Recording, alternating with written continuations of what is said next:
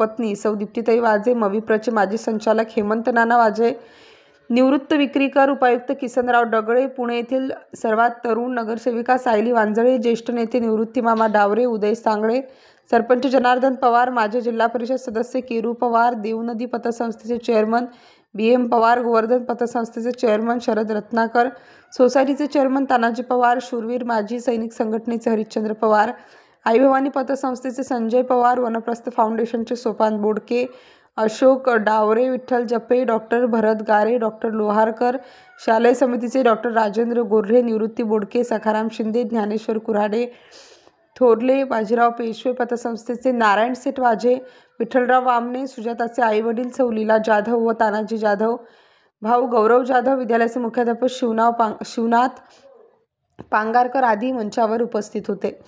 कार्यक्रमाचे अध्यक्ष तालुका संचालक कृष्णाजी भगत साहेब यांनी सोनांबे हे सैनिकांचे गाव म्हणून ओळखले जायचे, मात्र आता अधिकाऱ्यांचे गाव म्हणूनही त्याची ओळख निर्माण झाली आहे, याचे सर्व श्रेय येथील विद्यार्थी, पालक, शिक्षक यांना जाते असे म्हणाले। कार्यक्रमाचे प्रास्ताविक शालेय समिती अध्यक्ष नंदू पाटील पवार यांनी केले। पोलीस निरीक्षक पांडुरंग पवार यांनी आभार मानले।